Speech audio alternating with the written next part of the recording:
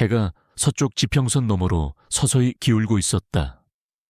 붉고 노란빛이 뒤섞인 노을이 하늘을 아름답게 수놓았지만 그 풍경은 이 거대한 농장 부지 전체를 감싸는 낡고 황량한 기운을 완전히 가릴 수는 없었다. 세라박은 낡은 트럭의 운전석에 앉아 고요히 그 광경을 응시했다. 30대 중반의 그녀는 단정하게 묶은 머리카락과 깊이 있는 눈매를 지녔다.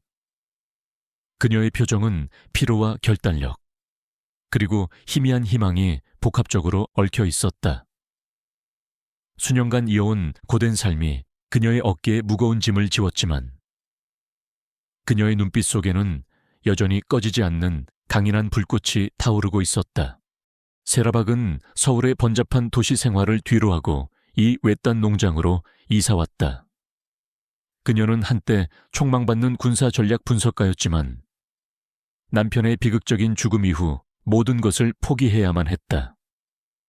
남편은 이름 없는 작전 중 의문의 사고로 사망했고 그 충격은 세라의 삶을 뿌리째 흔들었다. 그녀는 그 사건에 대한 진실을 파헤치려 했지만 거대한 벽에 부딪혔고 결국 모든 것을 잃었다. 직업, 명성, 그리고 삶의 의미까지도. 이제 그녀에게 남은 것은 아들, 준이뿐이었다. 10살배기 준이는 똑똑하고 호기심 많았지만 아버지를 잃은 상실감에 힘들어하고 있었다. 세라는 아들에게 새로운 시작을 제공하고 싶었다. 도시의 소음과 과거의 그림자에서 벗어나 평화로운 안식처를 찾아주려 했다. 이 낡은 농장은 그녀가 가진 모든 것을 털어구입한 마지막 희망이었다. 사람들은 그녀를 미쳤다고 했다. 버려진 지 수십 년이 지난 온갖 잡초와 넝쿨로 뒤덮인 유령이 나올 것 같은 곳이었다. 하지만 세라의 눈에는 이곳이 잠재력으로 가득한 빈 캔버스처럼 보였다. 새로운 삶을 시작할 수 있는 기회. 트럭에서 내린 세라는 깊게 숨을 들이쉬었다. 낡은 창고와 허물어져가는 축사들이 눈에 들어왔다. 오랜 세월의 흔적이 고스란히 느껴지는 풍경이었다. 부러진 울타리, 녹슨 농기구들, 그리고 잡초가 무성하게 자란 밭은 이곳이 얼마나 오랫동안 버려져 있었는지를 보여주었다. 하지만 세라는 개의치 않았다. 그녀는 오랫동안 버려진 것들 속에서 아름다움을 찾아내는 법을 배웠다. 그리고 그녀는 알고 있었다. 이 황량한 땅속 어딘가에 그녀가 찾던 평화가 숨겨져 있을 것이라고. 준이가 트럭 뒤에서 내려 엄마의 손을 잡았다. 준이의 눈은 농장 전체를 호기심 가득한 시선으로 훑었다. 엄마, 여기 정말 우리 집이 될 거예요. 준이의 목소리에는 기대감과 불안감이 뒤섞여 있었다. 세라는 아들의 손을 꼭 쥐고 미소 지었다. 그럼, 준아, 이제부터 여기가 우리 집이야. 우리 둘이서 여기를 다시 살려낼 거야. 그녀의 목소리는 부드러웠지만 단호했다. 그날 밤 세라와 준이는 낡은 농가주택의 작은 방에서 잠들었다.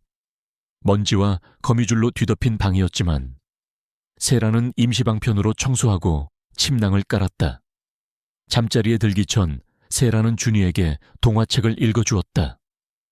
평소 같으면 금세 잠들었을 준이는 불안한 듯 뒤척였다.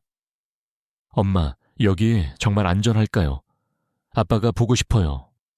준이의 작은 목소리가 어둠 속에서 울렸다. 세라는 아들을 꼭 안아주었다. 응, 준아, 여기는 안전해. 엄마가 항상 준이 옆에 있을 거야. 아빠도 하늘에서 우리를 지켜보고 계실 거야.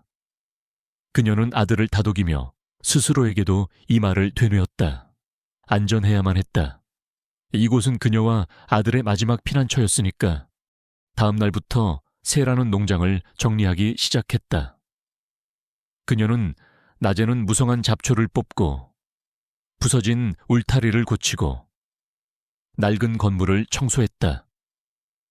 그녀의 손은 굳은 살이 박였고 몸은 매일 저녁마다 쑤셨지만 그녀는 포기하지 않았다.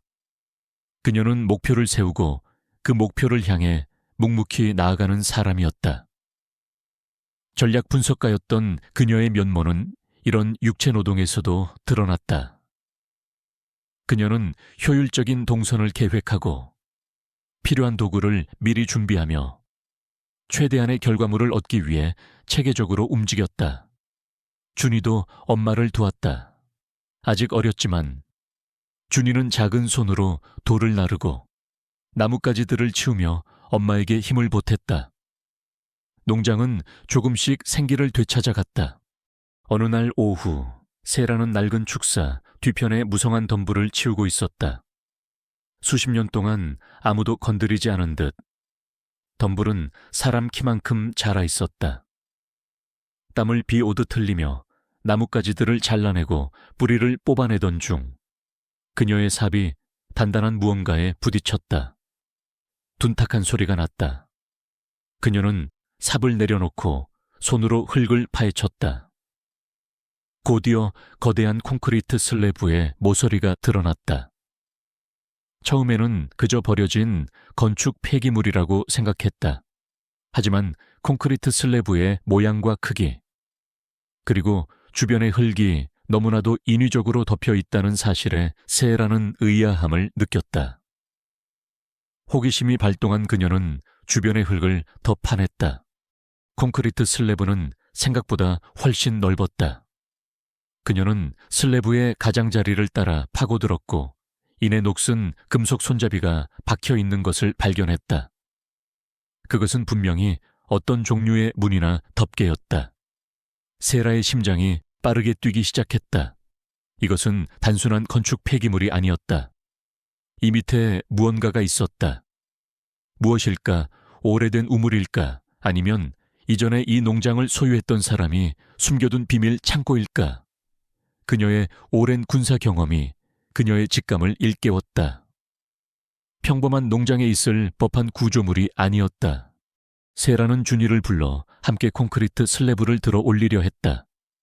하지만 슬래브는 예상보다 훨씬 무거웠다.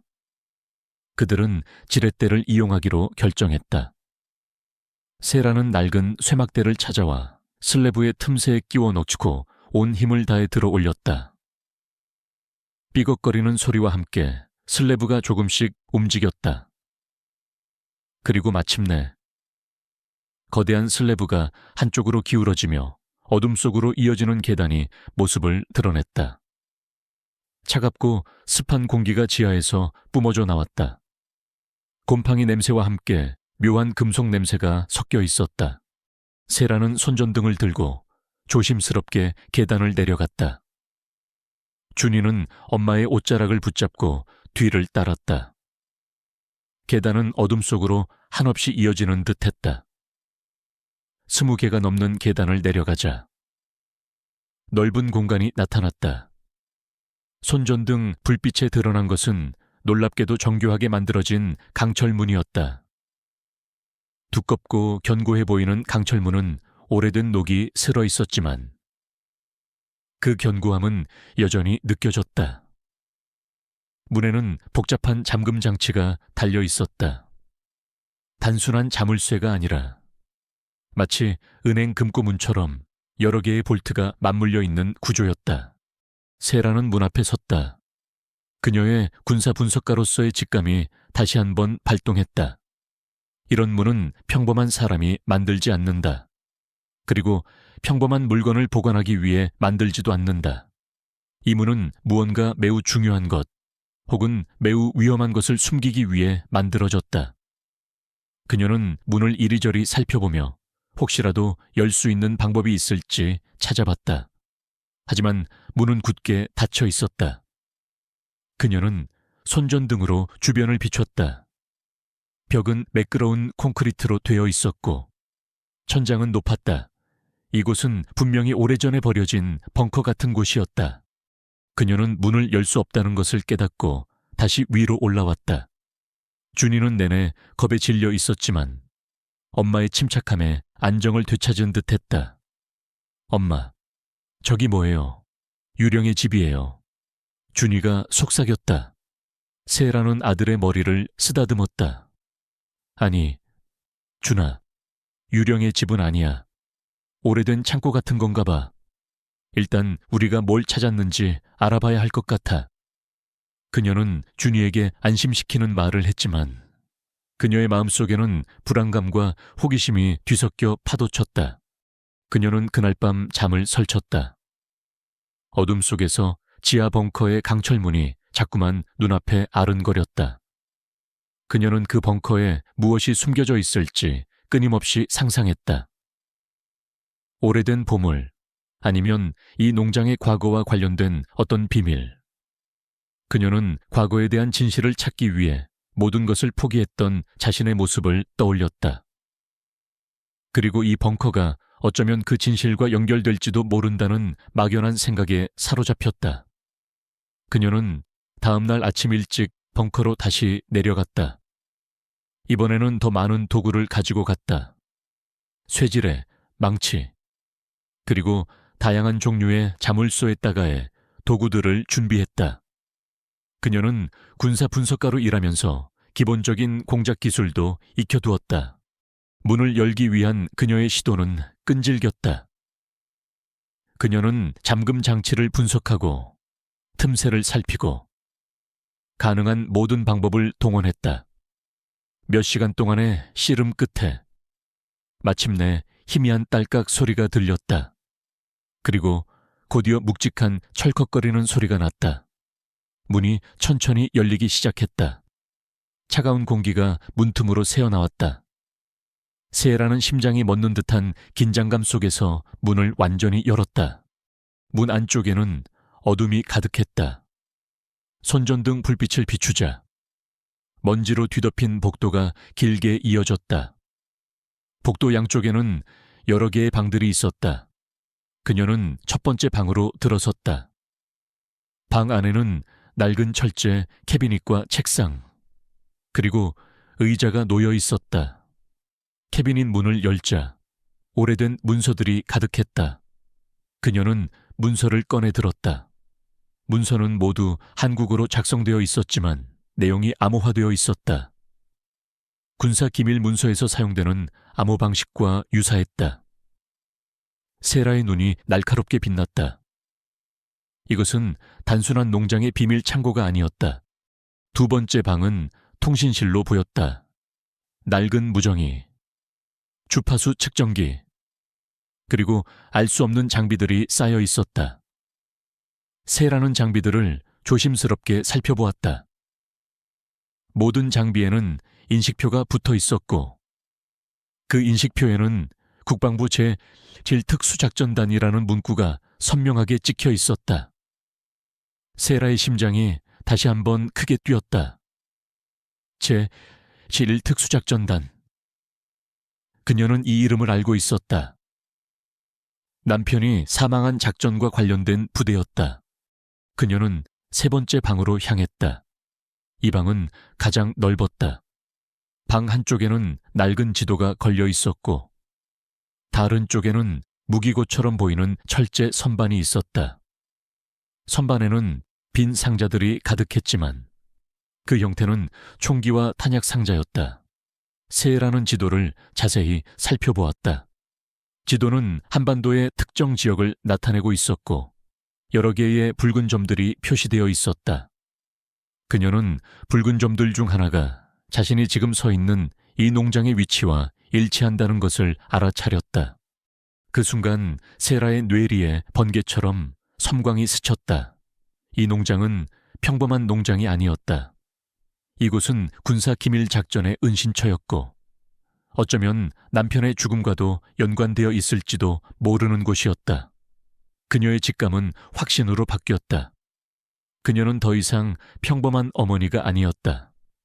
그녀는 다시 군사 전략 분석가로서의 본능을 되찾았다. 그녀의 눈빛은 결연해졌고 손은 떨리지 않았다. 그녀는 이 벙커에서 발견한 모든 것이 남편의 죽음과 어떤 연관이 있는지 알아내야만 했다. 이것은 단순히 과거를 파헤치는 것을 넘어 그녀와 아들의 미래를 위한 일이었다. 그녀는 이 진실을 밝혀낼 때까지 멈추지 않을 것이라고 다짐했다. 세라는 벙커 안에 모든 것을 꼼꼼히 살폈다. 그녀의 눈은 과거의 군사 분석가 시절로 돌아간 듯 날카롭게 빛났다. 벽에 걸린 낡은 지도, 통신 장비들, 그리고 암호화된 문서들. 모든 것이 그녀의 감각을 깨웠다. 그녀는 각 방을 다시 한번 자세히 들여다보며 단서들을 수집했다. 첫 번째 방의 철제 캐비닛 안에는 수십 권의 장부가 있었다. 장부는 모두 날짜별로 정리되어 있었고 알 수 없는 코드와 숫자들이 빼곡하게 적혀 있었다. 언뜻 보기에는 단순한 회계 장부 같았지만 세라는 그 안에 숨겨진 의미를 직감적으로 느꼈다. 군사작전에서는 모든 것이 기록으로 남겨진다. 특히 기밀작전일수록 더욱 그렇다. 그녀는 장부들을 조심스럽게 꺼내 탁자 위에 올려놓았다. 먼지가 풀풀 날렸지만 그녀는 개의치 않았다. 그녀의 눈은 이미 그 너머의 진실을 꿰뚫고 있었다. 장부 중 하나를 펼치자 특정 날짜 옆에 프로젝트 그림자라는 문구가 눈에 띄었다. 그리고 그 옆에는 복잡한 숫자와 알파벳 조합이 적혀 있었다. 프로젝트 그림자, 세라는 그 이름을 듣자마자 몸이 굳어지는 것을 느꼈다. 그것은 남편이 마지막으로 참여했던 작전의 코드네임이었다. 비록 공식적으로는 이름 없는 작전으로 알려졌지만 내부적으로는 프로젝트 그림자로 불렸다는 것을 그녀는 알고 있었다. 어떻게 이 외딴 농장의 지하 벙커에 그 작전의 기록이 남아있을 수 있을까? 그녀의 심장은 미친 듯이 뛰었다. 단순한 우연일 리 없었다. 이 벙커는 남편의 죽음과 직접적으로 연결되어 있었다.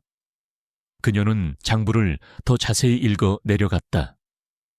날짜가 오래된 장부일수록 기록은 모호하고 암호화되어 있었지만 비교적 최근의 장부에서는 특정 인물의 이름이나 지명, 그리고 작전의 개요로 추정되는 내용들이 조금 더 명확하게 드러나 있었다. 그녀는 팽화 노트를 꺼내 자신이 이해할 수 있는 모든 단서들을 기록하기 시작했다. 그녀의 두뇌는 마치 고성능 컴퓨터처럼 빠르게 정보를 처리하고 있었다. 특히 그녀의 주의를 끈 것은 벙커 내의 통신 장비들이었다. 낡았지만 여전히 작동할 것처럼 보였다. 세라는 이 장비들을 통해 외부와 교신이 이루어졌을 가능성이 높다고 판단했다. 하지만 주파수는 무엇이었을까?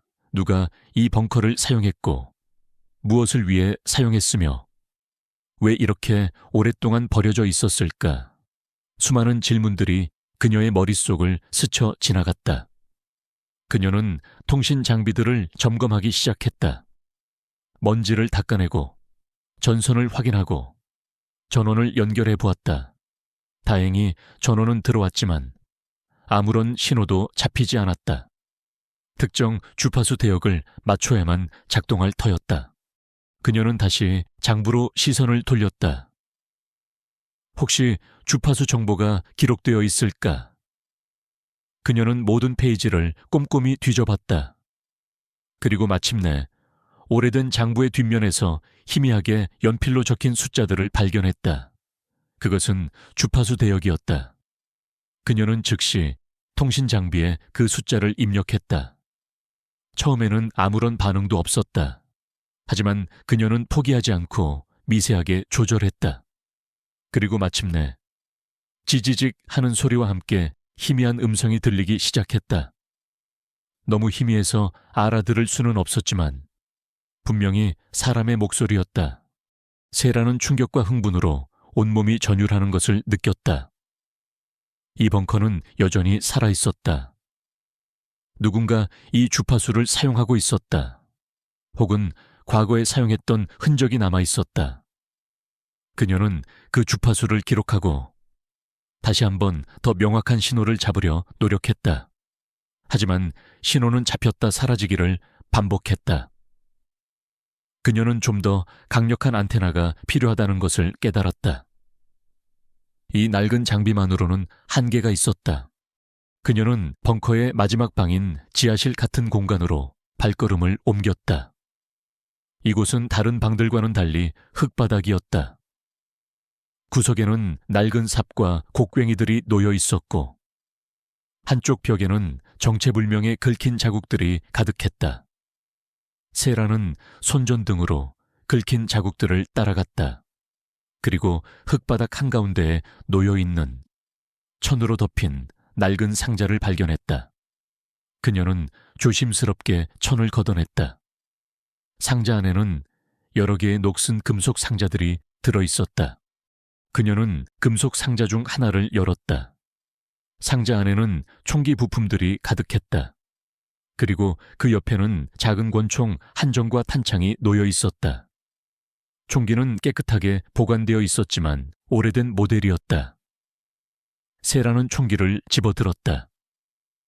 그녀는 군에서 사격 훈련을 받았고 총기에 대한 기본적인 지식이 있었다. 이것은 단순한 개인용 총기가 아니었다. 군용으로 사용되는 모델이었다. 그녀는 다른 상자들을 열었다. 상자 안에는 소형 폭발물, 무정이, 그리고 알 수 없는 전자장비들이 들어있었다. 그리고 마지막 상자 안에는 한 장의 사진과 함께 낡은 군번줄이 들어있었다. 사진 속에는 젊은 시절의 남편과 그의 동료들이 환하게 웃고 있었다. 그리고 남편의 손에는 낡은 군번줄이 들려 있었다. 세라의 손이 떨렸다. 이 군번줄은 남편의 것이었다. 그녀는 이 군번줄을 그의 유품 중 어디에서도 찾을 수 없었다. 이 벙커는 남편이 직접 사용했던 곳이었다. 그녀의 눈시울이 붉어졌다. 슬픔과 분노, 그리고 확신이 그녀의 마음속을 휘저었다.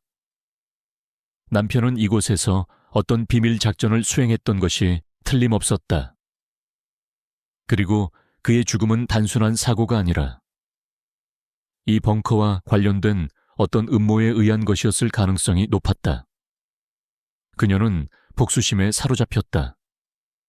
그녀의 남편을 죽음으로 몰아넣은 자들을 반드시 찾아내야 했다. 그녀는 벙커에서 모든 것을 가지고 나왔다. 암호화된 장부, 주파수 정보, 그리고 남편의 군번줄과 사진. 그녀는 이 모든 것을 자신의 트럭에 싣고 가장 가까운 도서관으로 향했다. 그녀는 오래된 신문 기사들을 검색하고 군사 관련 서적들을 뒤적이며 벙커에서 발견한 단서들을 해독하기 시작했다. 그녀는 오랜 시간 동안 잠들어 있던 자신의 능력을 다시 일깨웠다. 그녀의 분석 능력은 여전히 녹슬지 않았다. 며칠 밤낮으로 자료를 분석한 끝에 그녀는 충격적인 사실을 밝혀냈다. 프로젝트 그림자는 공식적으로는 대외비로 분류되어 있었지만 실제로는 고위층의 비자금을 세탁하고 불법 무기를 거래하는 데 사용되었던 비밀 작전이었다. 남편은 이 작전에 참여했지만 그는 이 작전의 실체를 알게 되었고 이를 폭로하려다가 제거당한 것이었다. 벙커에 남아있던 기록들은 이 모든 것을 명백하게 보여주었다. 작전에 참여했던 인물들의 이름, 비자금의 흐름, 그리고 불법 무기 거래의 대상까지 모든 것이 자세히 기록되어 있었다. 그녀의 손은 분노로 떨렸다. 이 거대한 음모의 배후에는 군 고위층과 정부 인사들이 연루되어 있었다. 그녀는 남편을 죽음으로 몰아넣은 자들이 누구인지 정확히 알게 되었다. 그들 중에는 그녀가 한때 존경했던 상관도 있었다. 배신감과 좌절감이 그녀를 덮쳤지만 그녀는 무너지지 않았다. 오히려 그녀는 더욱 강해졌다. 그녀는 이제 더 이상 복수를 위한 싸움이 아니라는 것을 깨달았다. 이것은 정의를 위한 싸움이었다. 세라는 모든 증거를 모으고 이를 어떻게 외부에 알릴지 고민했다. 하지만 그녀는 자신의 안전을 걱정했다. 이 정보를 공개하는 순간 그녀와 준이의 목숨은 위태로워질 것이 분명했다. 그녀는 신중하게 계획을 세워야 했다. 그녀는 자신이 가진 모든 정보를 안전한 곳에 보관하고 언론이나 사법기관에 접근할 방법을 모색했다. 그녀는 자신의 오랜 친구이자 신뢰하는 동료였던 전직군 검색에 연락을 취하기로 결심했다. 그는 정의를 위해 싸울 것이라고 그녀는 믿었다. 그녀가 벙커에서 나온 지 이틀 후 농장 입구에 낯선 차량들이 나타났다. 검은색 세단 몇 대와 군용 지프차들이 농장 진입로를 가로막았다. 차량에서 내린 사람들은 모두 정복을 입고 있었다. 그들의 눈빛은 차갑고 날카로웠다. 그들 중 한 명은 어깨에 별 3개가 박힌 장군이었다. 그의 얼굴은 차가운 강철 같았다. 세라는 준이와 함께 농가주택의 창문 너머로 그들을 지켜보았다. 그녀의 심장은 쿵쾅거렸지만 그녀의 표정은 평온했다. 그녀는 이미 예상하고 있었다. 그들이 그녀가 벙커를 발견했다는 것을 알게 된 것이다. 이제 그녀는 거대한 세력과 맞서 싸워야 했다. 하지만 그녀는 두려워하지 않았다. 그녀는 아들을 지켜야 했고 남편의 억울함을 풀어야 했다. 그녀는 이미 준비를 마쳤다. 그녀는 이제 더 이상 도망치지 않을 것이다. 세라는 농장 입구에 멈춰선 군용 차량들을 응시했다. 창문 너머로 보이는 군복을 입은 그림자들이 그녀의 심장을 더욱 거세게 몰아쳤지만 그녀는 흔들리지 않았다. 오히려 그녀의 눈빛은 더욱 차갑고 단호해졌다. 그녀는 준이를 방 안쪽에 숨기고 문을 닫았다. 엄마, 금방 올게. 절대로 문 열어주지 마. 그녀의 목소리는 조용했지만 그 속에는 준이에게 전하는 강한 의지가 담겨 있었다. 준이는 엄마의 얼굴에서 평소와 다른 비장함을 읽었는지 말없이 고개를 끄덕였다. 세라는 현관문을 열고 밖으로 나섰다. 싸늘한 바람이 그녀의 머리카락을 흩날렸다. 장군을 필두로 한 군인들이 차례로 차량에서 내려 그녀를 향해 걸어왔다. 그들의 발걸음은 절도 있었고 표정은 무표정했다. 마치 감정이 없는 기계 같았다. 장군의 시선이 셀에게 닿자 세라는 온몸으로 그들의 압력을 느꼈다. 하지만 그녀는 피하지 않았다. 오히려 당당하게 그들의 시선을 마주했다. 세라 박씨 되십니까? 장군의 목소리는 낮고 위압적이었다. 그의 이름은 김영준, 한때 세라의 남편과 함께 근무했던 고위 장교였다. 김영준은 그녀가 남편의 작전과 관련하여 진실을 파헤치려 했을 때 가장 먼저 그녀의 길을 막았던 인물 중 한 명이었다. 그의 얼굴은 세라의 기억 속에 남아있는 것보다 훨씬 더 차갑고 딱딱해져 있었다. 권력의 맛이 그를 변질시킨 것 같았다. 세라는 미동도 없이 답했다. 맞습니다. 무슨 일로 오셨습니까? 그녀의 목소리도 김영준 못지않게 차분하고 단호했다. 김영준은 비릿한 미소를 지었다. 국가기밀시설에 무단 침입한 혐의로 박 씨를 체포하기 위해 왔습니다. 또한 해당 시설에서 불법적으로 습득한 국가기밀 자료를 회수해야 합니다. 그의 말은 마치 대본을 읽는 듯 기계적이었다. 그의 눈빛은 세라를 한낱 하찮은 존재로 여기는 듯했다. 세라는 어이없다는 듯 코웃음을 쳤다. 국가기밀시설이라니요. 이곳은 제가 정당하게 구매한 제 개인 소유의 농장입니다. 그리고 제가 습득했다는 국가기밀 자료가 무엇을 의미하는지 모르겠습니다. 그녀는 뻔뻔하게 나오는 김영준의 태도에 더욱 분노가 치밀었다.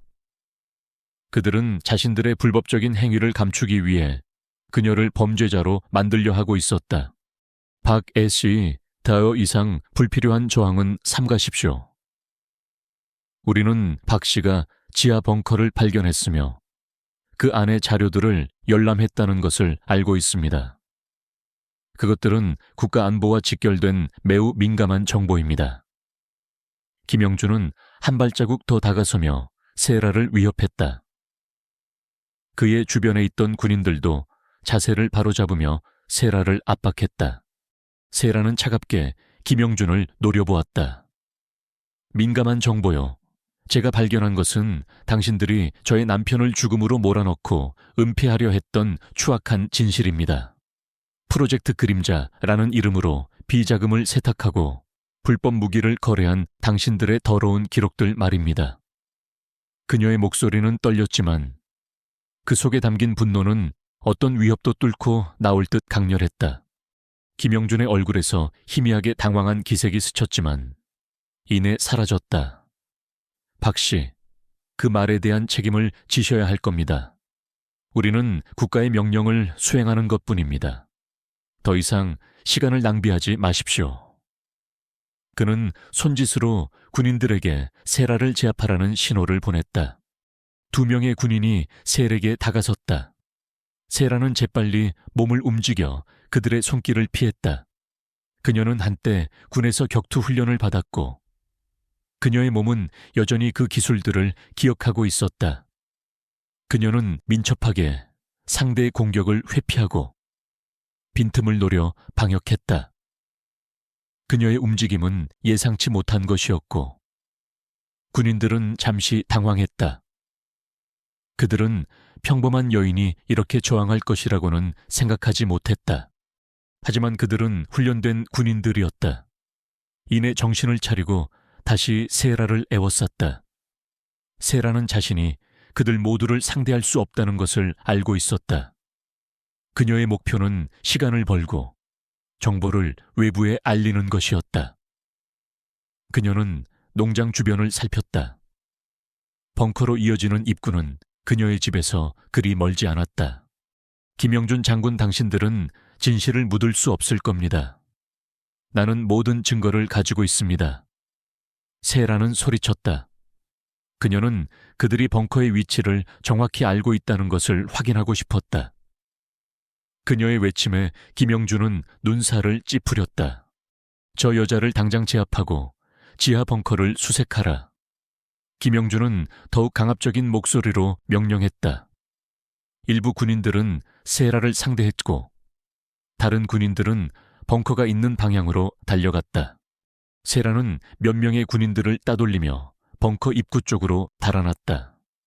그녀는 그들이 벙커 안에 모든 증거를 없애려 할 것이라고 예상했다. 그녀는 그들을 막아야 했다. 그녀의 손에는 작은 USB가 쥐어져 있었다. 벙커에서 발견한 모든 자료를 백업해 둔 것이었다. 이것이 그녀의 마지막 희망이었다.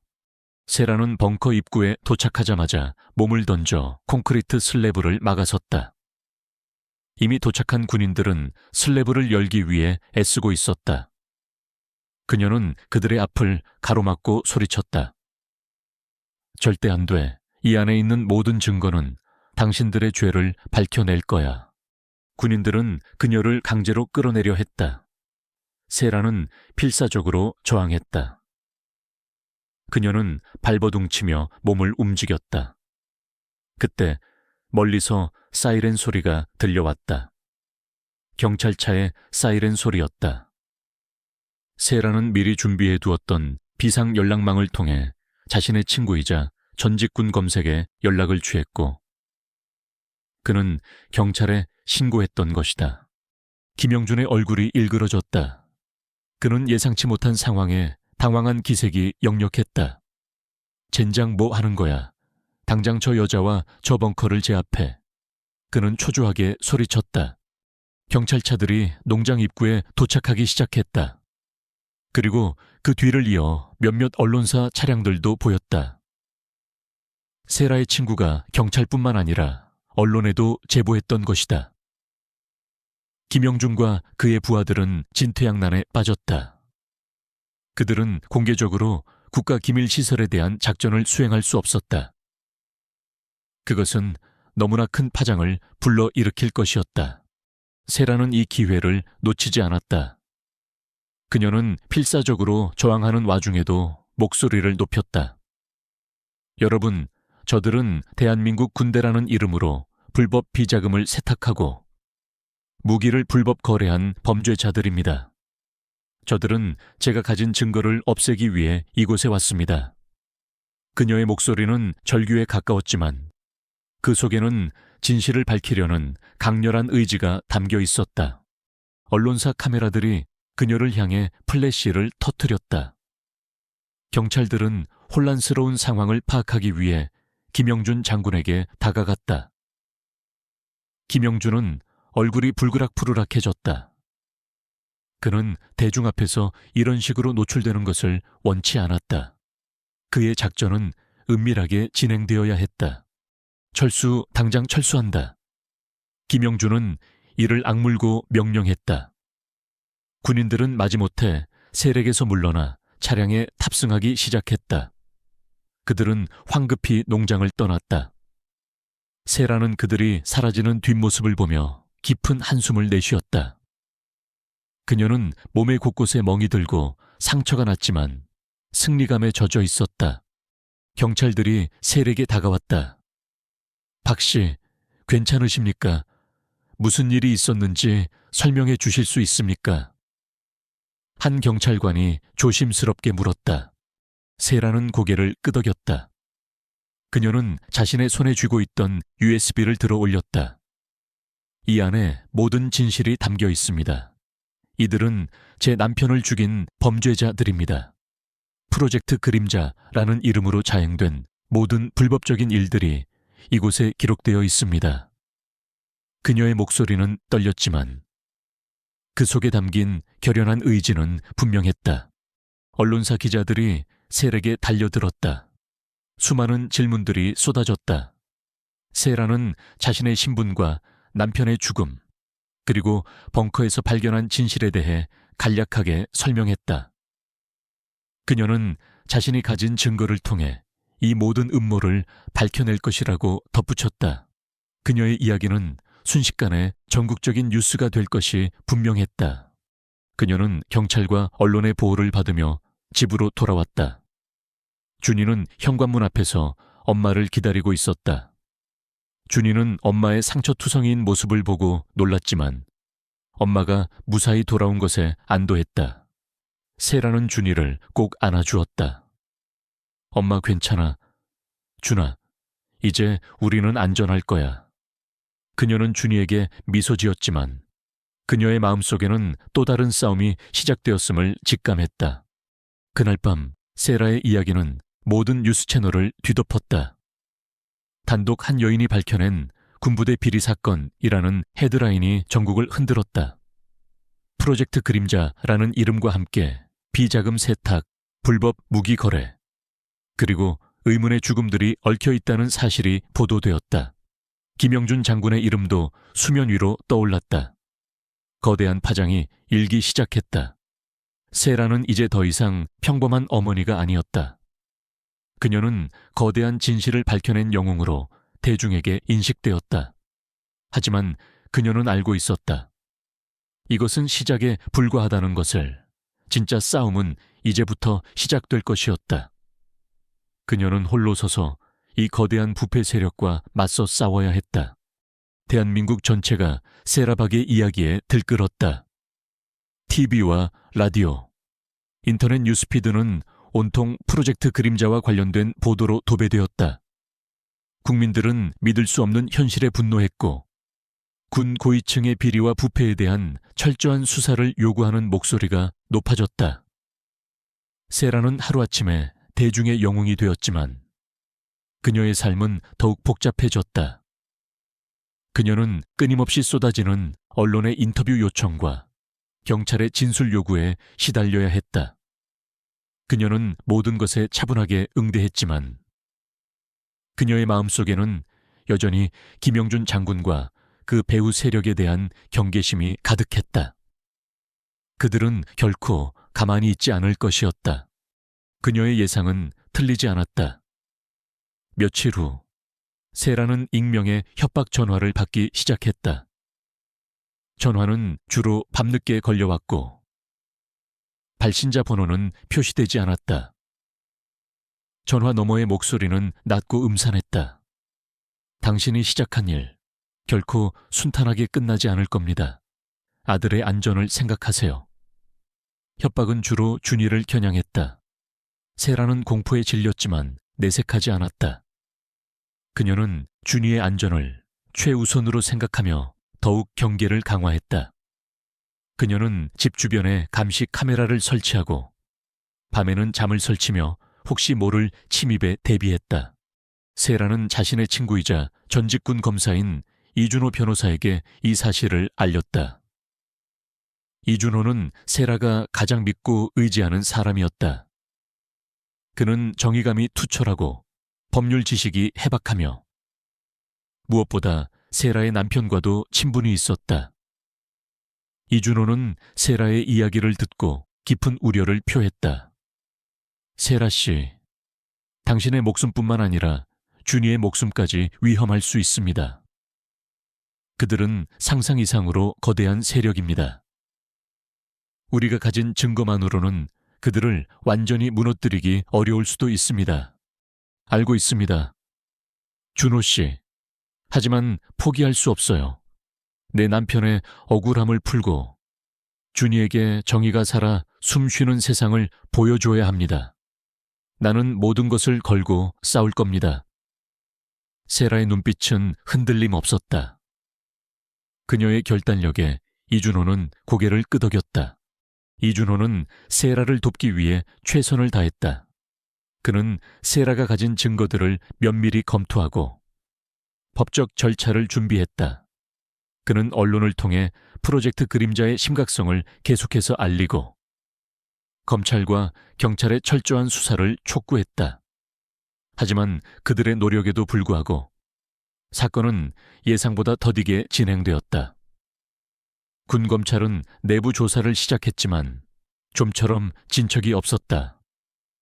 언론의 관심도 점차 사그라들기 시작했고 국민들의 분노도 다른 이슈에 가려지기 시작했다.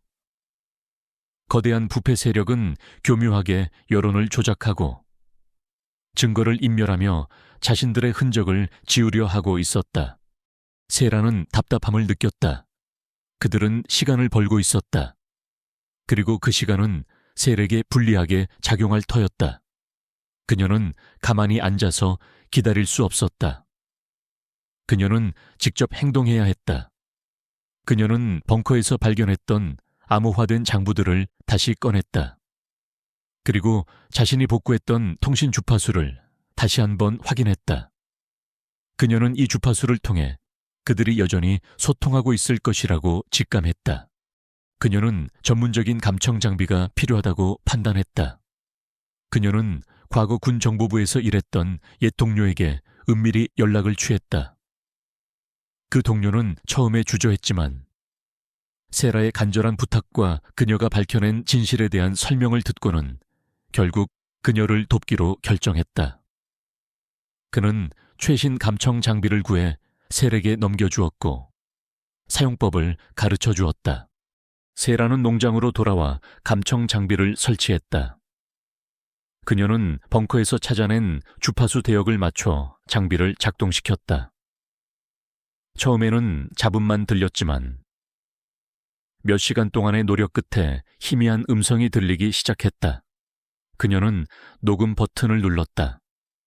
녹음된 음성은 끊겼다가 이어지기를 반복했지만 그녀는 특정 단어들을 포착할 수 있었다.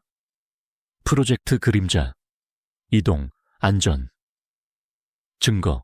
그들은 여전히 움직이고 있었다. 그리고 그들은 자신들의 흔적을 완전히 지우기 위해 마지막 증거를 옮기려 하는 것 같았다. 세라는 녹음된 파일을 반복해서 들었다. 그녀는 자신의 오랜 분석 능력을 발휘하여 단편적인 정보들을 조합해 나갔다. 그들의 대화는 암호화되어 있었지만 그녀는 군사작전의 특성상 그들이 사용하는 용어와 패턴을 통해 대화의 의미를 유추할 수 있었다. 그녀는 그들이 또 다른 은신처를 가지고 있으며 그곳으로 중요한 증거들을 옮기고 있다는 것을 알아냈다. 그리고 그 은신처의 위치에 대한 단서도 포착했다. 그들은 특정 좌표를 언급했고 그 좌표는 서울 외곽에 버려진 공장지대를 가리키고 있었다. 세라는 더 이상 기다릴 수 없었다. 그녀는 이준호에게 자신이 알아낸 정보를 전달했다. 이준호는 놀라움과 동시에 걱정을 표했다. 세라 씨, 너무 위험합니다. 직접 그곳에 가는 것은 자살 행위나 다름없습니다. 알아요. 준호 씨, 하지만 이대로 앉아서 그들이 모든 증거를 없애도록 둘 수는 없어요. 군 검찰은 움직이지 않고 언론도 점점 흥미를 잃어가고 있어요. 내가 직접 나서야 합니다. 세라의 눈빛은 강렬했다. 그녀는 이미 결심을 굳힌 상태였다. 이준호는 세라를 말릴 수 없다는 것을 알았다.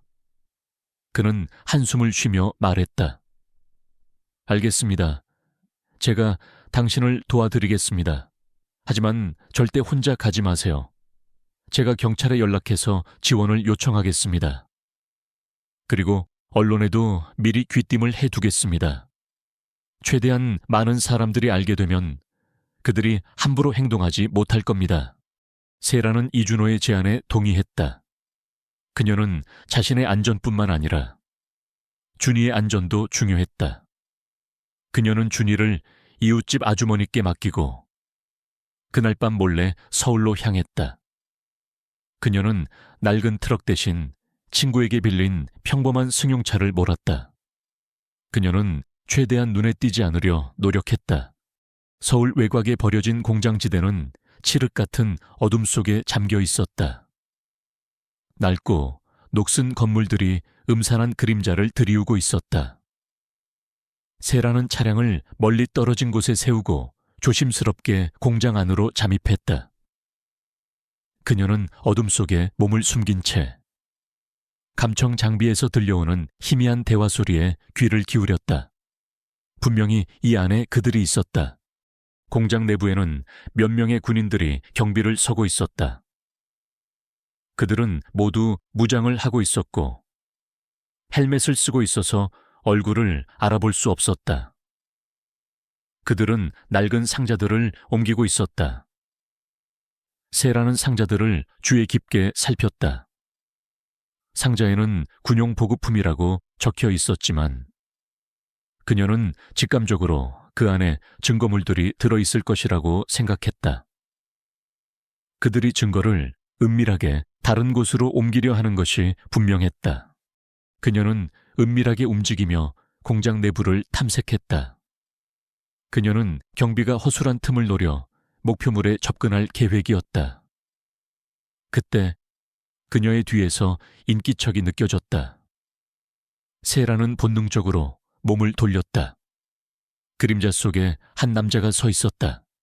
그의 얼굴은 보이지 않았지만 그녀는 그에게서 뿜어져 나오는 차가운 기운을 느꼈다. 결국 여기까지 왔군. 세라박. 낮은 목소리가 어둠 속에서 울렸다. 그 목소리는 김영준 장군의 것이었다. 그는 어떻게 이곳에 올 줄 알았을까? 세라의 감각이 빠르게 움직였다. 그녀는 김영준이 자신을 미행했을 가능성이 높다고 판단했다. 그는 그녀가 벙커를 통해 그들의 계획을 알아냈을 것이라고 예상하고 있었던 것이다. 세라는 침착하게 답했다. 김영준 장군, 당신의 추악한 진실을 묻을 수는 없을 겁니다. 건방진 계집애, 너의 남편처럼 비참한 최후를 맞고 싶지 않다면 당장 모든 것을 포기하고 물러나라. 김영준은 경멸하는 듯 말했다. 그의 손에는 권총이 들려 있었다. 세라는 속으로 냉정하게 상황을 분석했다. 그녀는 혼자였다. 그리고 김영준은 혼자가 아니었다. 주변에는 그의 부하들이 깔려 있었다. 그녀는 정면 대결로는 승산이 없다는 것을 알았다. 그녀는 시간을 벌어야 했다. 경찰과 언론이 도착할 때까지. 당신은 틀렸어요. 장군, 나는 아무것도 포기하지 않을 겁니다. 이 진실은 반드시 세상에 밝혀질 겁니다. 세라는 단호하게 말했다. 그녀는 김영준의 분노를 자극하여 시간을 벌려 했다. 김영준은 비릿하게 웃으며 총구를 세에게 겨눴다. 후회하게 될 거다. 그 순간 멀리서 희미한 사이렌 소리가 들려왔다. 경찰차의 사이렌 소리였다. 이준호가 약속대로 경찰을 보낸 것이었다. 김영준의 얼굴이 일그러졌다. 그는 주위를 둘러보며 초조해했다. 그는 다시 한번 예상치 못한 상황에 직면한 것이었다. 젠장 서둘러 증거물들을 당장 옮겨. 김영준은 소리쳤다. 그의 부하들은 더욱 빠르게 상자들을 옮기기 시작했다. 세라는 이 기회를 놓치지 않았다. 그녀는 김영준이 사이렌 소리에 정신이 팔린 틈을 타 재빨리 몸을 움직였다. 그녀는 어둠 속으로 몸을 던져 숨었다. 그녀는 그들이 옮기고 있는 상자들 중 가장 중요한 증거가 무엇인지 정확히 알지 못했다.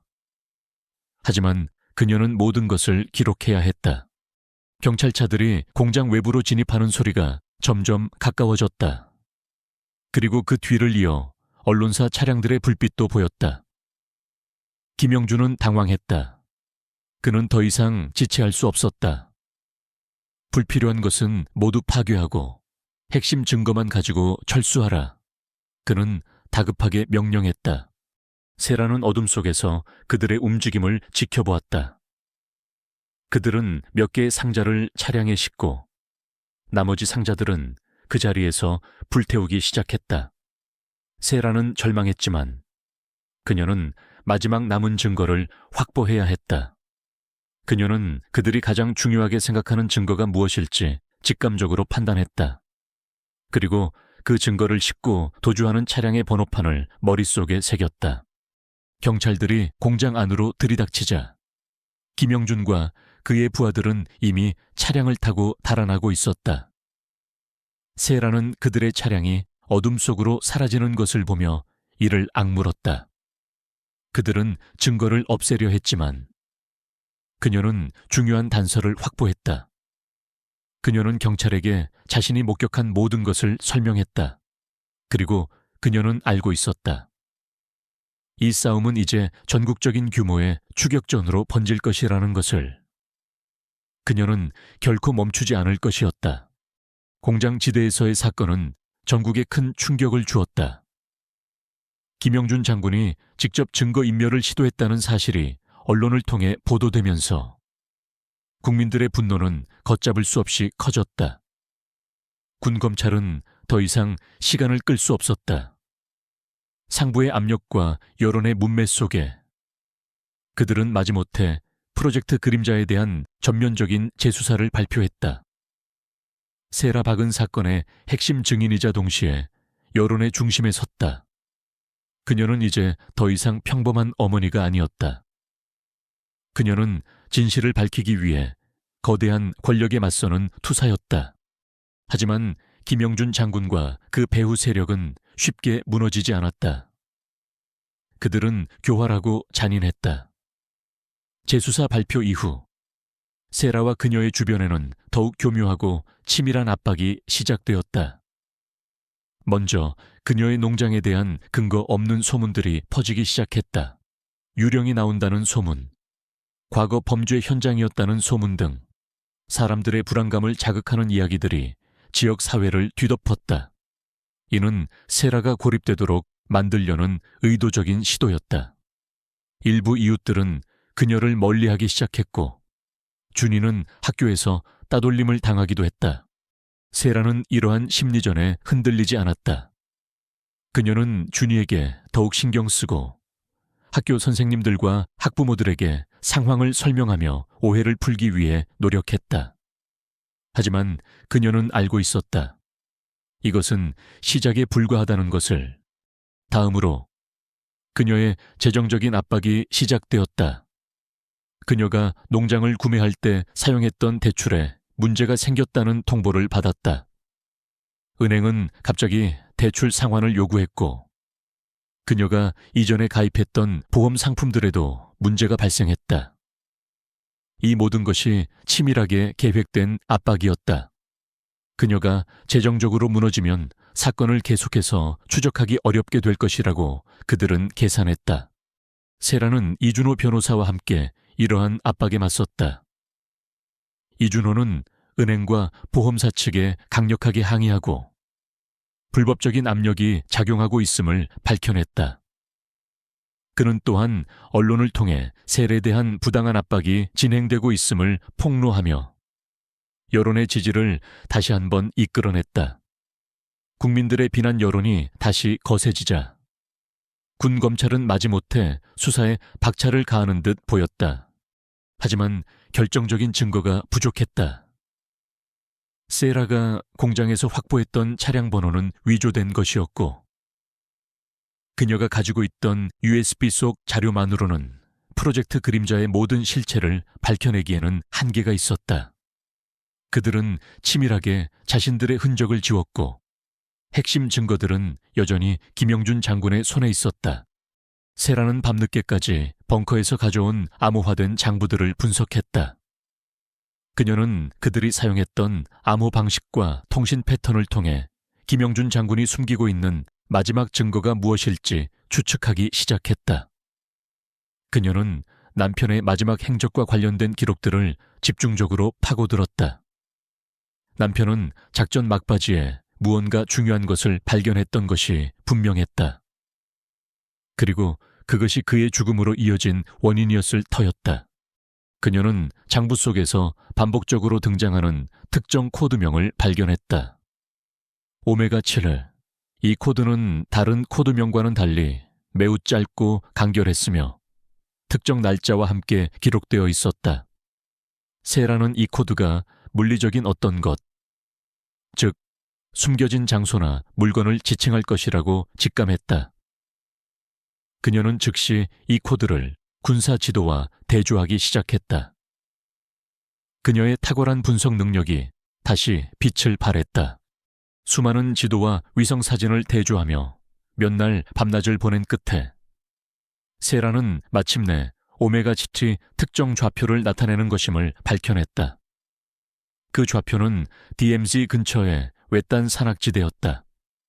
그리고 그곳은 남편이 마지막으로 목격되었던 작전 지역과 매우 가까웠다. 세라의 심장이 격렬하게 뛰었다. 그녀는 직감적으로 이곳이 김영준 장군이 숨기고 있는 마지막 증거가 있는 곳임을 깨달았다. 세라는 이준호 변호사에게 자신의 발견을 알렸다. 이준호는 놀라워하며 동시에 걱정스러운 표정을 지었다. DMZ 근처라뇨. 그곳은 민간인이 접근할 수 없는 군사 통제 구역입니다. 그리고 김영준 장군이 그곳에 핵심 증거를 숨겨두었다면 경비가 삼엄할 겁니다. 알아요, 준호 씨. 하지만 이것이 마지막 기회입니다. 이 증거를 확보하지 못하면 그들은 영원히 처벌받지 않을 겁니다. 세라는 단호했다. 그녀는 이미 DMZ 근처의 지형과 경계 태세를 분석하고 있었다.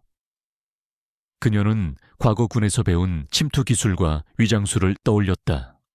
이준호는 세라를 말릴 수 없다는 것을 깨달았다. 그는 고심 끝에 최후의 수단을 강구하기로 했다. 그는 익명의 제보자로 위장하여 국정원에 이 사실을 알렸다. 그는 국정원이 군부대의 비리를 수사할 권한이 있음을 알고 있었다. 하지만 그는 세라의 신변 안전을 위해 그녀의 이름을 직접적으로 언급하지 않았다. 단지 프로젝트 그림자와 관련된 핵심 증거가 DMZ 근처의 특정 좌표에 숨겨져 있으며 이는 국가 안보와 직결된 중대한 사안임을 강조했다. 국정원은 익명의 제보에 즉각 반응했다. 그들은 자체적으로 조사를 시작했고 세라가 제공한 좌표와 일치하는 지역에 대한 위성 사진을 확보했다. 위성 사진에는 위장막으로 가려진 정체불명의 구조물이 포착되었다. 국정원은 이 사건의 심각성을 인지하고 극비리의 특수 요원들을 파견하기로 결정했다. 한편 세라는 이준호의 도움을 받아 DMZ 침투를 위한 만반의 준비를 마쳤다. 그녀는 낡은 등산복 차림에 위장 크림을 바르고 최소한의 장비만을 챙겼다. 그녀는 휴대폰을 끄고 GPS 장치를 챙겼다. 준이는 잠시 이웃집에 맡겨두고 그녀는 어둠이 깔린 밤 홀로 농장을 나섰다. 그녀의 표정은 비장했다. 이것은 그녀의 마지막 작전이었다. 세라는 어둠을 틈타 DMZ 근처의 산악지대로 잠입했다. 그녀는 과거 훈련받았던 대로 지형지물을 이용하며 은밀하게 움직였다. 그녀의 발걸음은 가볍고 빨랐다. 그녀는 수년간 잠들어 있던 자신의 군사적 본능을 다시 일깨웠다. 그녀는 주변의 소리와 냄새, 그리고 미세한 기류의 변화까지 감지하며 경계 태세를 유지했다. 몇 시간 동안의 험난한 산행 끝에 그녀는 목표 지점에 가까워졌다. 멀리서 희미한 불빛이 보였다. 그곳은 군사기지로 보이는 시설이었다. 그녀는 나무와 바위 뒤에 몸을 숨기고 시설을 관찰했다. 시설 주변에는 철조망이 쳐져 있었고 무장한 경비병들이 순찰하고 있었다. 그들의 경계 태세는 매우 삼엄했다. 그녀는 이준호가 말했던 것처럼 쉽게 침투할 수 있는 곳이 아니었다. 세라는 잠시 숨을 고르며 시설의 경비 시스템을 분석했다. 그녀는 경비병들의 순찰 경로와 교대 시간, 그리고 감시 카메라의 위치를 파악했다. 그녀는 작은 드론을 꺼내 시설 내부로 날려보냈다. 드론에 장착된 초소형 카메라를 통해 그녀는 시설 내부의 모습을 실시간으로 확인할 수 있었다.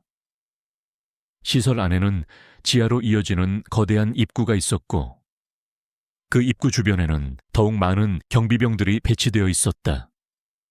그녀는 직감적으로 그곳이 오메가7이 숨겨져 있는 곳임을 깨달았다. 그 순간 드론의 화면이 지지직거리더니 끊겼다. 경비 시스템에 의해 드론이 감지된 것이었다. 세라는 즉시 드론을 회수하고 몸을 더욱 깊숙이 숨겼다. 경비병들이 그녀가 숨어있는 방향으로 몰려오기 시작했다. 그녀는 발각되었다. 세라는 재빨리 몸을 움직여 그들의 추격을 피했다. 그녀는 험난한 산악 지형을 이용하여 경비병들을 따돌리려 했다. 그녀의 민첩함은 여전히 살아있었다. 그녀는 바위와 나무 사이를 오가며 그들의 시야에서 벗어났다. 하지만 그들은 훈련된 군인들이었고 그녀를 쉽게 놓아주지 않았다. 총성이 울렸다. 그녀의 어깨를 스치고 지나가는 총알 소리에 세라는 몸을 숙였다. 그녀는 총알을 피해 계속해서 도망쳤다. 그녀의 목표는 시간을 벌고 국정원 요원들이 도착할 때까지 버티는 것이었다. 그녀는 무작정 도망치는 것이 아니라 지형을 이용하여 그들을 혼란시키려 했다. 그녀는 숲속 깊숙이 들어가 몸을 숨겼다. 추격전은 밤새도록 이어졌다. 세라는 지치고 몸에 상처가 났지만 그녀는 포기하지 않았다. 그녀의 눈빛은 여전히 강렬했다. 그녀는 새벽이 오기만을 기다렸다. 그리고 동이 트기 시작할 무렵 멀리서 헬리콥터 소리가 들려왔다. 국정원 요원들이 도착한 것이었다. 헬리콥터는 세라가 숨어있는 방향으로 내려왔다. 특수 요원들이 밧줄을 타고 내려왔다. 그들은 즉시 경비병들과 대치하기 시작했다. 총성이 난무하고 섬광탄이 터졌다. 세라는 이 기회를 놓치지 않고 국정원 요원들에게 자신이 발견한 지하 입구의 위치를 알렸다. 국정원 요원들은 세라의 안내에 따라 지하 입구로 향했다. 김영준 장군과 그의 부하들은 필사적으로 저항했지만 국정원 요원들의 압도적인 전력에 밀리기 시작했다. 결국 그들은 지하 입구에서 궁지에 몰렸다.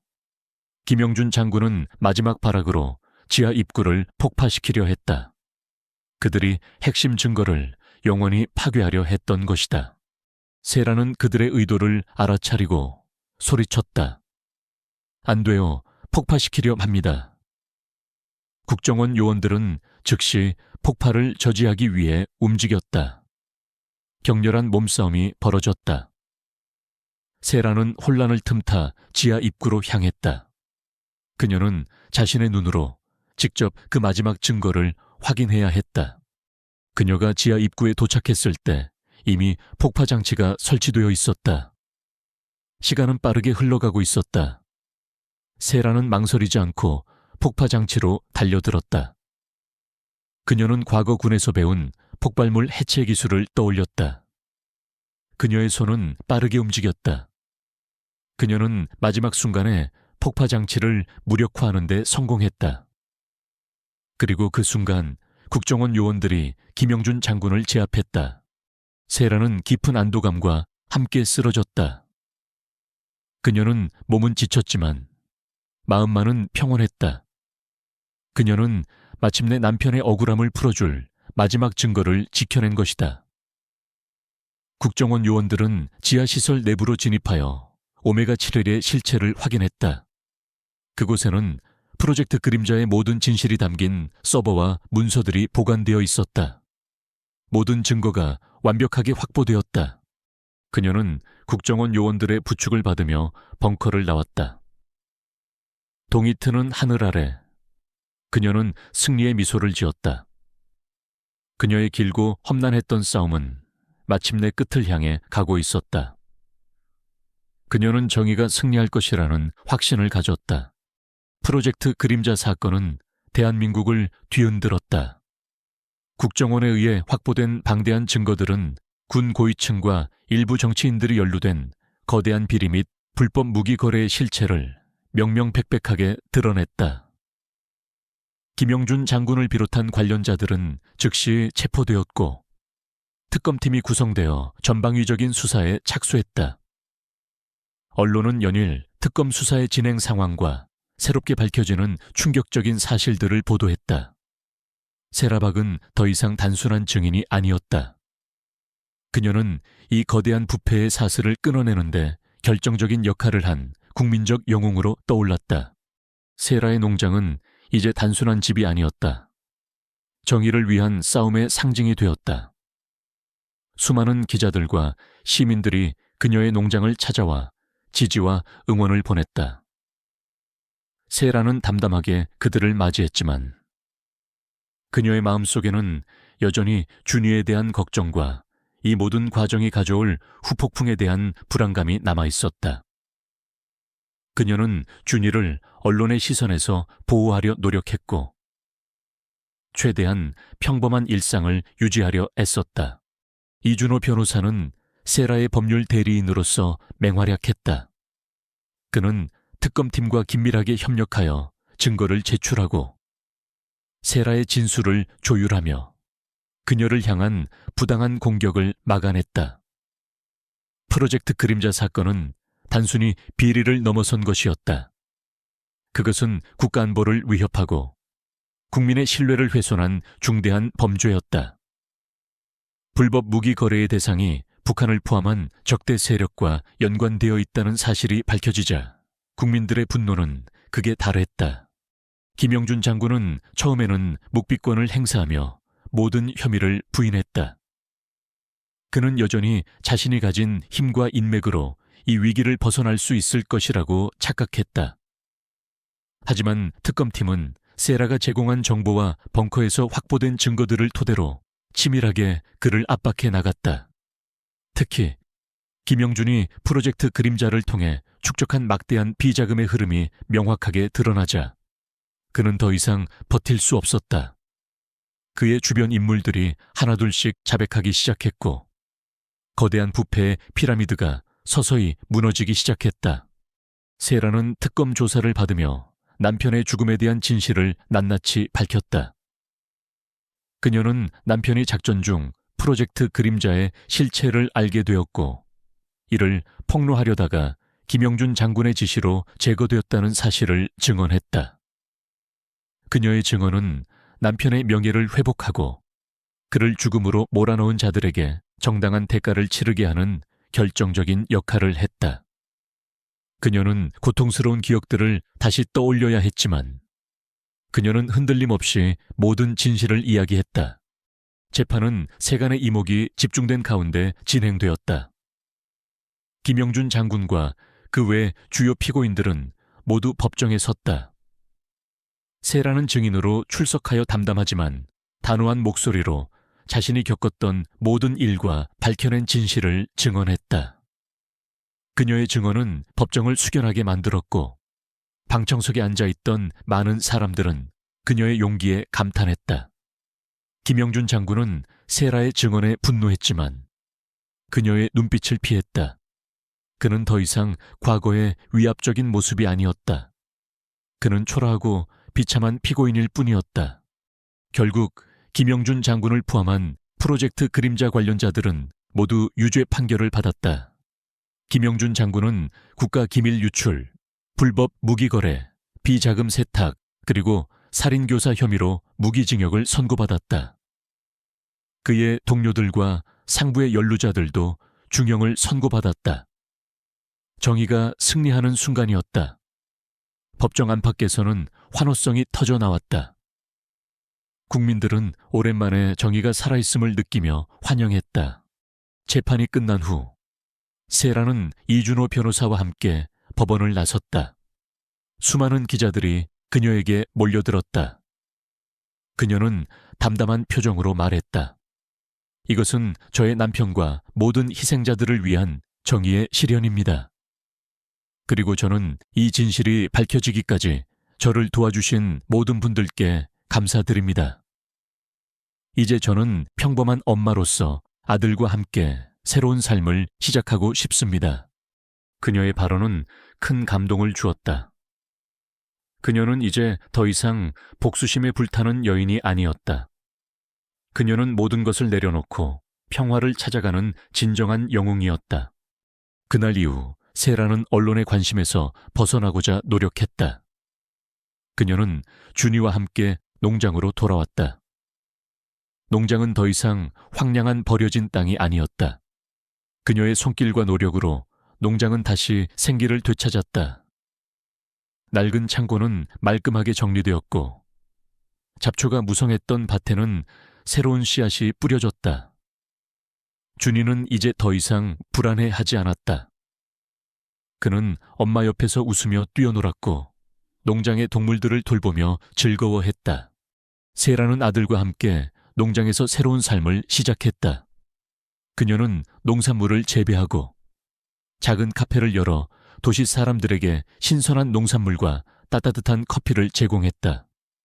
그녀의 카페는 평화의 농장이라는 이름으로 알려지기 시작했고 많은 사람들이 그녀의 용기와 희생에 감동하여 찾아왔다. 그녀는 이제 더 이상 과거의 그림자에 갇혀 살지 않았다. 그녀는 스스로의 힘으로 자신의 삶을 개척하고 아들과 함께 행복을 찾아나갔다. 물론 그녀의 삶이 완벽하게 순탄한 것은 아니었다. 그녀는 여전히 남편에 대한 그리움과 아픔을 간직하고 있었다. 하지만 그녀는 그 아픔을 통해 더욱 강해졌다. 그녀는 아들에게 진정한 용기와 정의의 가치를 가르쳤다. 준이는 엄마를 보며 자랐고 언젠가 엄마처럼 강하고 정의로운 사람이 되겠다고 다짐했다. 어느 날 저녁 세라는 준이와 함께 농장 뒷마당에 앉아 노을을 바라보았다. 붉고 아름다운 노을이 하늘을 물들였고 농장에는 평화로운 침묵이 흘렀다. 엄마, 아빠도 지금 우리를 보고 계시겠죠? 준이가 작은 목소리로 물었다. 세라는 준이의 머리를 쓰다듬었다. 그럼 준아, 아빠는 항상 우리를 지켜보고 계실 거야. 그리고 우리가 행복하게 사는 모습을 보며 자랑스러워 하실 거야. 그녀의 눈에는 희미한 눈물이 고였지만 그녀의 입에는 따뜻한 미소가 번졌다. 그녀는 이제 더 이상 복수를 꿈꾸지 않았다. 그녀는 용서와 사랑, 그리고 희망을 선택했다. 그녀는 자신의 삶을 통해 정의가 반드시 승리한다는 것을 보여주었다. 그리고 그녀는 그 모든 과정 속에서 진정한 자신을 찾아냈다. 그녀는 강하고 용기 있으며 무엇보다 사랑이 넘치는 진정한 어머니였다. 그녀의 이야기는 많은 사람들에게 희망과 용기를 주었다. 그녀는 단순한 영웅을 넘어 우리 시대의 작은 거인으로 기억될 것이다. 세라의 농장, 평화의 농장은 이제 단순한 농장을 넘어 회복과 희망의 상징이 되었다. 그녀의 이야기는 수많은 사람들에게 영감을 주었고, 특히 정의와 진실을 갈구하는 이들에게 깊은 울림을 선사했다. 하지만 거대한 부패 세력의 뿌리는 쉽게 뽑히지 않는 법이었다. 프로젝트 그림자의 핵심 인물들이 처벌받았지만 그들의 배후에 있던 더 큰 그림자들은 여전히 남아있었다. 그들은 자신들의 존재를 드러내지 않은 채 끊임없이 세라를 감시하고 그녀의 새로운 삶에 미묘한 균열을 만들려 했다. 어느 날 평화의 농장에서 일하던 한 직원이 의문의 사고를 당했다. 트랙터 고장으로 인한 사고였지만 세라는 그 뒤에 숨겨진 불길한 징조를 감지했다. 기계적인 오류라기에는 너무나도 완벽하게 핵심 부품이 손상되어 있었다. 그녀는 이것이 단순한 사고가 아님을 직감했다. 그녀는 자신이 가진 기술과 지식을 총동원하여 사고 현장을 면밀히 조사했다. 그리고 예상대로 누군가 고의적으로 트랙터에 손을 댔다는 증거를 발견했다. 미세한 스크래치와 부품의 이격 흔적은 숙련된 전문가의 소행임을 보여주었다. 세라는 불안감에 휩싸였다. 그녀와 준이의 안전을 위협하는 존재가 여전히 그녀의 삶 주변을 맴돌고 있었다. 그녀는 즉시 이준호 변호사에게 이 사실을 알렸다. 이준호는 세라의 이야기에 심각한 표정을 지었다. 세라 씨, 예상은 했지만 그들이 이렇게 집요하게 나올 줄이야. 경찰에 신고해야 합니다. 아니요, 준호 씨. 경찰에 신고한다고 해도 그들은 교묘하게 증거를 없앨 겁니다. 이건 그들이 저에게 보내는 경고 메시지입니다. 나는 그들이 원하는 것이 무엇인지 알아내야 합니다. 세라의 목소리는 차분했지만 그 속에 담긴 의지는 확고했다. 그녀는 다시 한번 싸울 준비를 해야 했다. 세라는 농장 주변의 보안을 강화했다. 그녀는 자신이 직접 감시 카메라를 설치하고 야간 순찰을 돌았다. 그녀는 또한 과거 군에서 익혔던 자기방어 기술들을 다시 연마하기 시작했다. 그녀는 준이를 보호하기 위해 무엇이든 할 각오가 되어 있었다. 얼마 후 세라의 농장에서 재배하던 농작물에 병충해가 발생했다. 평소에는 찾아보기 힘들었던 치명적인 병충해였다. 세라는 즉시 농작물 샘플을 채취하여 전문 연구기관에 분석을 의뢰했다. 결과는 충격적이었다. 인위적으로 변형된 바이러스에 의한 병충해였다. 누군가 고의적으로 그녀의 농장을 망치려 했던 것이다. 세라는 분노의 치를 떨었다. 그들은 그녀의 삶의 터전을 파괴하려 했다. 그녀는 다시 한번 벙커에서 발견했던 암호화된 장부들을 꺼냈다. 그녀는 프로젝트 그림자와 연관된 특정 코드명이나 인물들을 다시 한번 조사하기 시작했다. 그녀는 그들이 이러한 생화학 공격과 관련하여 어떤 기록을 남겼을지 추측했다. 장부들을 꼼꼼히 뒤지던 세라는 특정 화학물질과 관련된 암호화된 기록을 발견했다. 그리고 그 옆에는 연구라는 단어가 희미하게 적혀 있었다. 그녀는 이것이 단순히 무기거래뿐만 아니라 생화학 분야와도 연관이 있을 수 있다는 가설을 세웠다. 그녀는 남편의 과거 행적을 다시 한번 추적했다. 남편은 사망 직전 군사 기밀 자료실에서 특정 보고서를 열람했던 기록이 남아있었다. 세라는 이준호 변호사에게 이 사실을 알렸다. 이준호는 과거 군 검사 시절의 인맥을 동원하여 해당 보고서를 극비리에 입수하려 노력했다. 하지만 보고서는 철저하게 비밀에 붙여져 있었고 접근하기 매우 어려웠다. 이는 해당 보고서가 매우 민감한 내용을 담고 있음을 의미했다.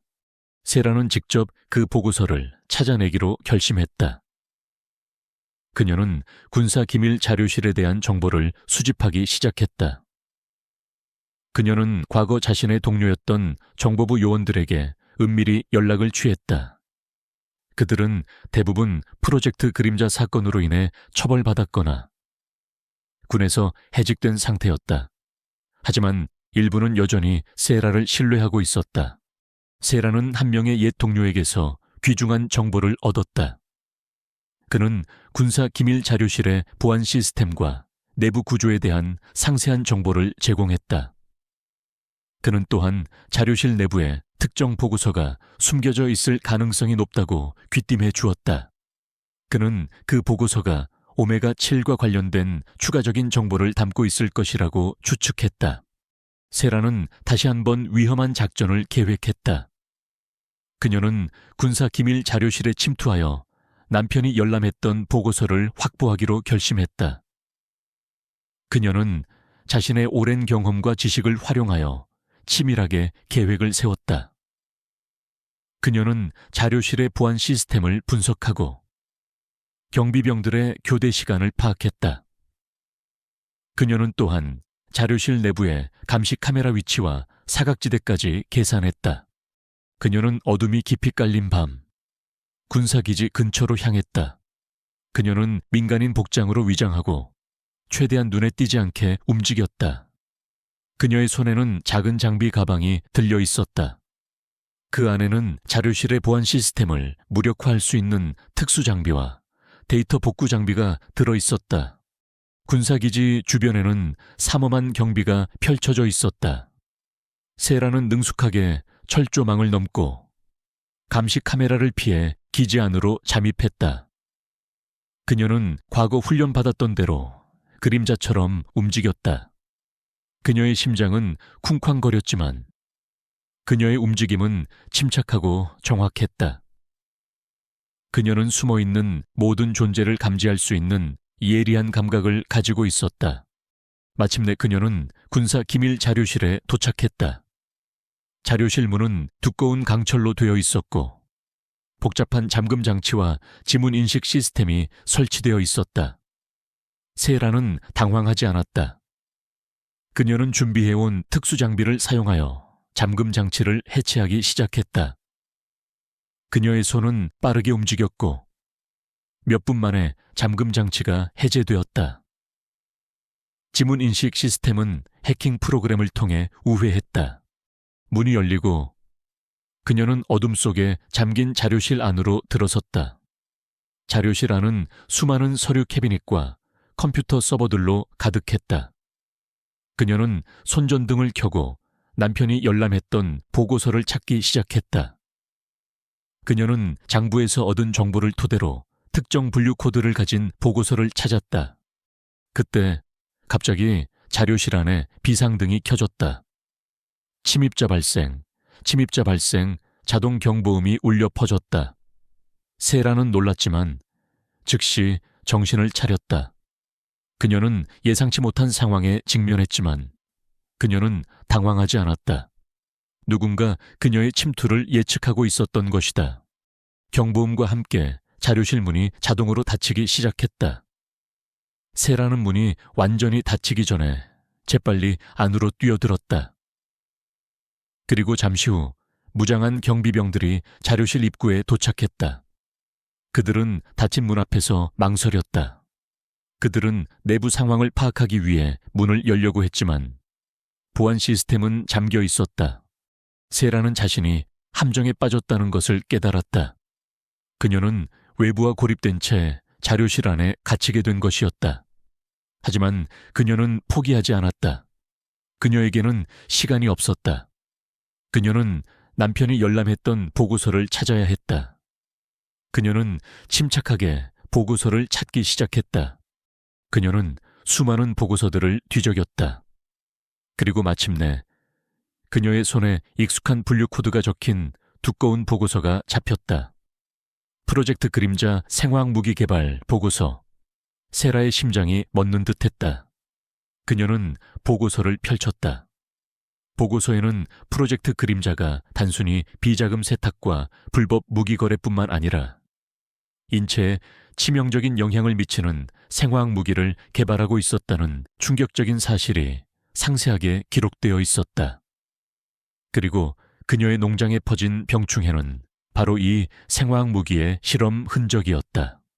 그녀의 손이 분노로 떨렸다. 그들은 자신의 사리 사욕을 위해 국민의 생명까지 위협하고 있었던 것이다. 그녀는 보고서를 급히 스캔하고 자신의 데이터 복구 장치에 저장했다.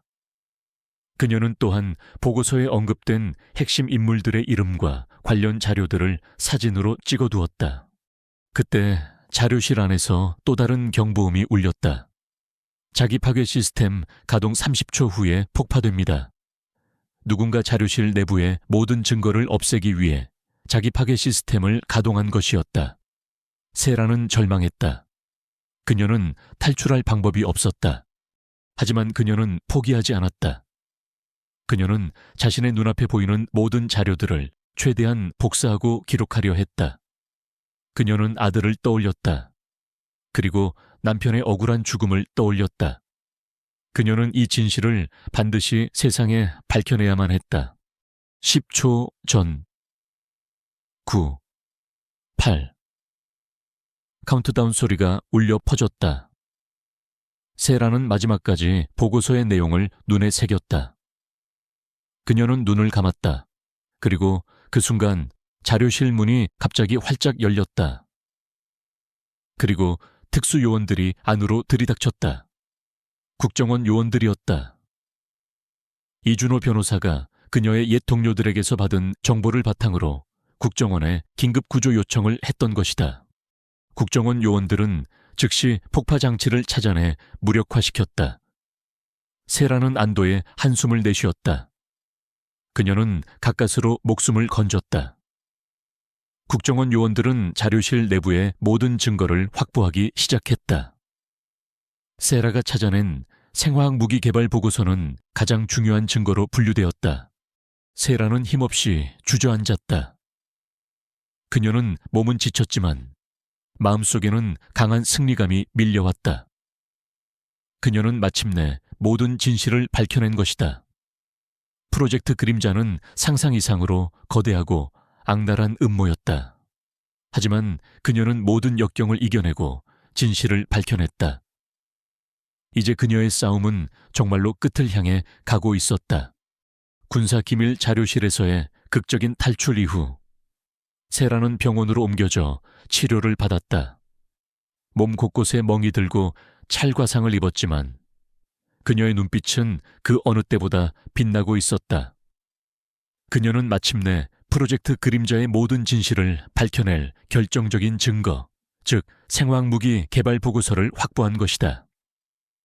국정원은 그녀의 용기와 정보력에 감탄하며 그녀가 넘겨준 보고서와 자료실에서 추가로 확보한 증거들을 토대로 프로젝트 그림자에 대한 수사를 더욱 확대했다. 이준호 변호사는 즉시 언론의 세라가 군사 기밀 자료실에서 생화학 무기 개발 보고서를 확보했다는 사실을 폭로했다. 이 소식은 대한민국 전역을 다시 한번 발칵 뒤집어 놓았다. 국민들은 단순한 비자금 세탁과 무기 거래를 넘어 인체에 치명적인 생화학 무기 개발이라는 충격적인 사실에 경악했다. 프로젝트 그림자는 이제 단순한 부패 사건이 아니라 국가 안보를 위협하고 국민의 생명을 담보로 한 반인륜적인 범죄로 규정되었다. 국민들의 분노는 걷잡을 수 없이 커졌다. 거리 곳곳에서는 시위가 벌어졌고 정부와 군부에 대한 불신이 극에 달했다. 특검팀은 국민들의 뜨거운 관심과 분노에 힘입어 더욱 강력한 수사를 진행했다. 프로젝트 그림자에 연루된 고위 장교들과 정치인들은 줄줄이 소환되어 조사를 받았다. 생화학 무기 개발 보고서에 명시된 이름들은 더 이상 자신들의 죄를 숨길 수 없었다. 세라는 병원에서 퇴원하자마자 이준호 변호사와 함께 특검팀에 증언을 했다. 그녀는 자신이 겪었던 모든 일과 벙커, 그리고 군사 기밀 자료실에서 발견한 모든 증거에 대해 상세하게 진술했다. 그녀의 진술은 생생하고 정확했으며 피고인들의 범죄를 입증하는 데 결정적인 역할을 했다. 그녀는 또한 남편이 프로젝트 그림자의 실체를 알고 이를 막으려다 희생되었다는 사실을 다시 한번 강조했다. 그녀의 증언은 남편의 명예를 완전히 회복시켰다. 재판은 시작되었고 이번에는 모든 언론이 생중계하며 국민들의 관심이 집중되었다. 김영준 장군을 비롯한 핵심 피고인들은 모두 법정에 섰다.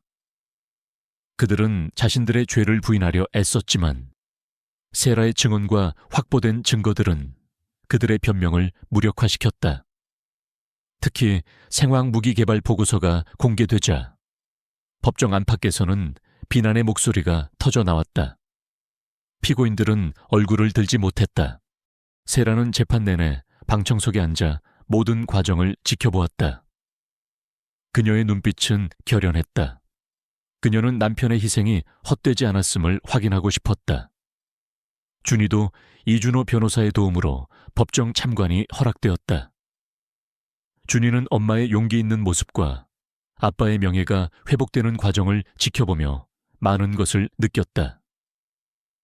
그의 작은 가슴 속에는 정의에 대한 강한 믿음이 싹트고 있었다. 마침내 재판의 최종 판결이 내려졌다. 김영준 장군은 생화학 무기 개발 및 유출, 국가 기밀 유출, 불법 무기 거래, 비자금 세탁, 그리고 살인교사 혐의 등 모든 혐의에 대해 유죄 판결을 받았다. 그는 최고형인 사형을 선고받았다. 다른 연루자들 또한 중형을 선고받았다. 정의가 승리하는 순간이었다. 법정 안팎에서는 환호성이 터져나왔고 국민들은 오랜만에 정의가 살아있음을 느끼며 환영했다. 세라는 법원을 나오면서 수많은 기자들에게 둘러싸였다. 그녀는 담담한 미소를 지었다. 이제 저의 싸움은 끝났습니다. 저는 남편의 억울함을 풀고 아들에게 정의가 승리한다는 것을 보여주기 위해 싸웠습니다. 그리고 저는 모든 희생자들을 기억할 것입니다. 이제 저는 아들과 함께 평범하고 행복한 삶을 살아가고 싶습니다. 그녀의 발언은 전 국민에게 깊은 감동을 주었다. 그녀는 복수심에 사로잡힌 여인이 아니라 진정한 정의와 평화를 추구하는 용기 있는 어머니였다. 그녀는 이제 더 이상 언론의 관심을 받지 않고자 했고 국민들도 그녀의 뜻을 존중해 주었다. 세라는 준이와 함께 농장으로 돌아왔다. 농장은 이제 더욱 평화롭고 아름다운 곳이 되었다. 그녀는 농장에서 직접 재배한 농산물로 맛있는 음식을 만들고 준이와 함께 땀 흘려 일하며 소박한 행복을 찾아갔다. 평화의 농장은 이제 지역 사회의 자랑이 되었고 많은 사람들이 그녀의 용기와 희생을 기리며 농장을 방문했다. 준이는 학교에서 친구들에게 아버지를 잃었다는 이유로 놀림받는 대신 용기 있는 엄마의 아들이라는 자랑스러운 시선을 받았다. 그는 아버지를 기억하고 엄마의 강인함을 닮아가며 건강하게 성장했다. 세라는 준이에게 아버지에 대한 이야기를 자주 해주었고 준이는 아버지를 영웅으로 기억하며 자랐다. 시간이 흘러 프로젝트 그림자 사건은 대한민국 역사에 기록될 중요한 사건이 되었다. 그리고 세라박의 이름은 그 사건의 진실을 밝혀낸 상징적인 인물이 되었다. 그녀는 다시 한번 평범한 삶으로 돌아왔지만 그녀의 내면은 그 어느 때보다 강인하고 단단해져 있었다. 그녀는 아들을 위해 모든 것을 걸고 싸웠으며 그 과정에서 진정한 자신을 발견했다. 어느 맑은 날 오후, 세라는 준이와 함께 농장 뒷마당에 작은 연못께 앉아 있었다. 따스한 햇살이 그들의 얼굴을 비췄다. 연못에는 물고기들이 평화롭게 헤엄치고 있었고 새들이 지저귀는 소리가 들렸다. 엄마, 아빠는 지금 뭘 하고 계실까요? 준이가 물었다. 세라는 준이의 손을 잡았다. 아빠는 지금 하늘에서 우리를 지켜보고 계실 거야. 그리고 우리가 이렇게 평화롭고 행복하게 사는 모습을 보면서 아주 자랑스러워 하실 거야. 그녀는 준이의 머리를 쓰다듬으며 멀리 푸른 하늘을 올려다보았다. 그녀의 눈가에는 잔잔한 미소가 번졌다. 그녀의 삶은 이제 고난과 역경으로 가득했던 과거를 뒤로하고 희망과 평화로 가득 찬 새로운 장을 열었다. 그녀는 한때 모든 것을 잃었던 절망적인 어머니였지만 이제는 모든 것을 되찾고 진정한 행복을 찾아낸 강인하고 용기 있는 어머니가 되었다. 그녀의 이야기는 영원히 기억될 것이다. 어둠 속에서도 빛을 잃지 않고 불의에 맞서 싸워 진실을 밝혀낸 한 어머니의 위대한 여정으로